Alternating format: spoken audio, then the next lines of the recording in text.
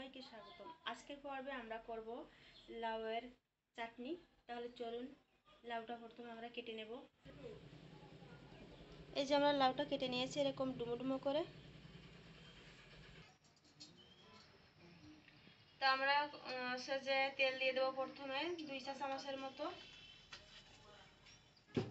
তেলটা একটু গরম হয়ে গেলে আমরা এই যে লাউটা দিয়ে দেব। দিয়ে দেবো 1 চামচ হলুদ গুঁড়ো, আর দিয়ে দেবো একটু লবণ, দিয়ে আমরা হালকা একটু কষে নেব।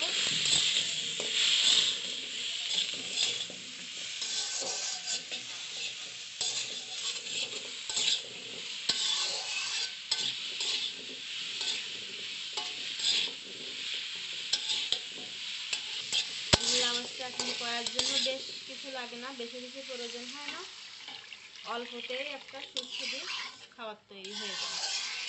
তো আমরা হালকা একটু কষিয়ে এবার আমরা জল দিয়ে দিলাম।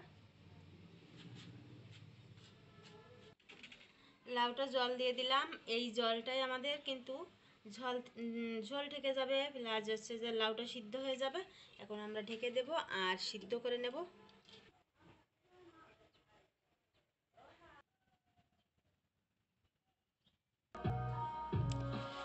আমরা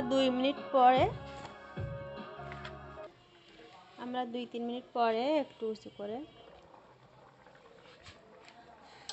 একটু নেড়ে চেড়ে দেব।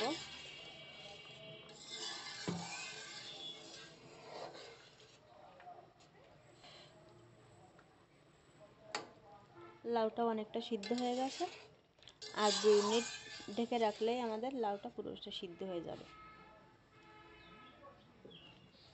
আরও 2 মিনিট আমরা ঢেকে দিলাম। আর 2 মিনিট পরে আমরা লাউটা ফোড়ন দেব। তাহলে আমরা 2 মিনিট পরে ঢাকনা উঠালাম। এখন আমরা আমাদের এই লাউয়ের চাটনিটা করতে লাগবে 1 চা চামচ লবণ, 1 চা চামচ হলুদ গুঁড়ো, আর লাগবে কিছুটা চিনি, আর লাগবে অল্প একটু তেঁতুলের কদ। এটা আমি জলে কষলে কদটা তৈরি করে নিয়েছি। আর লাগবে 1 চা চামচ সরিষা।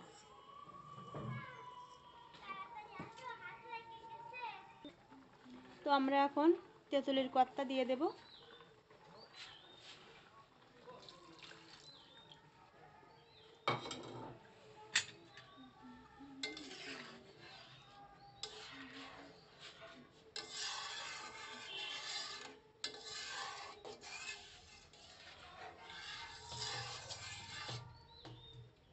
তেঁতুলের কদটা কিন্তু বেশি দেওয়া যাবে না, তাহলে অনেকটা টক হয়ে যাবে।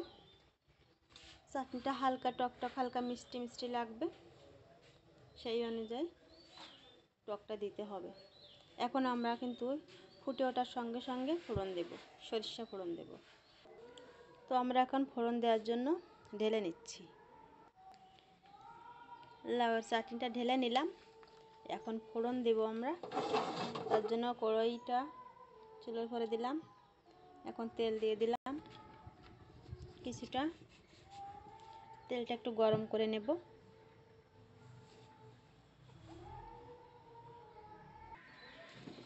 তেল গরম হয়ে গেছে, এখন আমরা দিয়ে দেব সরিষাগুলো।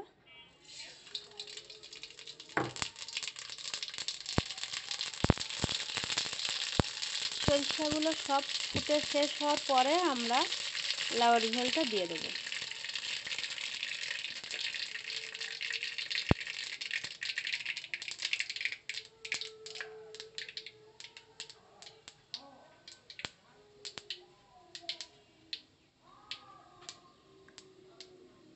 সব সরিষাগুলো ফুটে গেছে, এখন আমরা লাউয়ের ঝোলটা দিয়ে দিচ্ছি।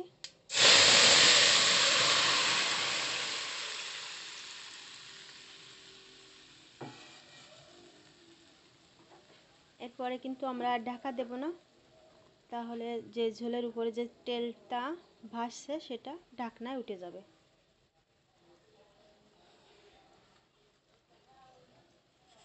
এখন আমরা প্রয়োজন মতো চিনি দিয়ে দেব। চিনিটা যে যেমন খেতে পছন্দ করেন, কম বেশি সে সেই অনুযায়ী দিয়ে দেবেন।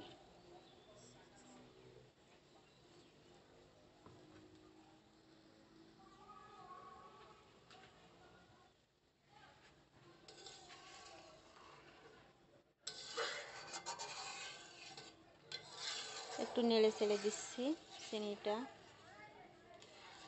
যাতে ভালোভাবে মিশে যায়।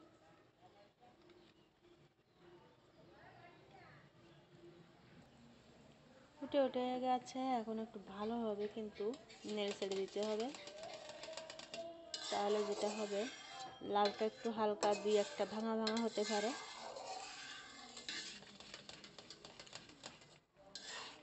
একটু নেড়ে চেড়ে আমরা নামিয়ে নেব। 2 মিনিট ফুটিয়ে নিচ্ছি। এই 2 মিনিট আমরা মাঝে মাঝে একটু নেড়ে দেব, যেই ফুটে উঠবে তাহলে চাটনিটা মজে যাবে আর খেতেও খুব টেস্টি হবে।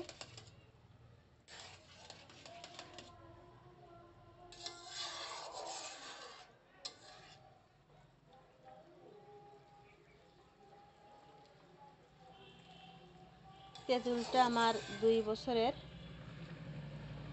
এই জন্য চাটনির কালারটা হালকা লাল হয়ে গেছে, তবে খুব ভালো দেখা যাচ্ছে, খেতেও কিন্তু খুবই ভালো হবে। আর যদি কাঁচা তেঁতুল দেওয়া হয় সেক্ষেত্রে চাটনির কালারটা কিন্তু হলুদই থাকবে, যেহেতু চিনি দিয়ে রান্না করা। আর যদি গুড় দিয়ে রান্না করা হয় তাহলে লাল হবে।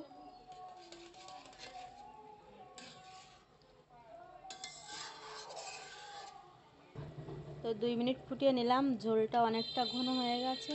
আর যদি নারকেল থাকে তাহলে এই সময় কিন্তু একটু নারকেলের দুধ দিলে কিন্তু খুবই টেস্টি হয়। তো আমার আজ নারকেলটা নেই, তাই আমি দুধটা দিলাম না, নারকেলের দুধটা। তবে লাউয়ের পায়েস, তারপর লাউয়ের এই যে চাটনিগুলো কিন্তু খুবই ভালো লাগে। তো আমরা এখন নামিয়ে নিচ্ছি, আমাদের চাটনিটা হয়ে গেছে। আমি ঢেলে দেখাচ্ছি। এই যে আমাদের আজ লাউয়ের চাটনি, এটা খেতে কিন্তু খুবই টেস্টি।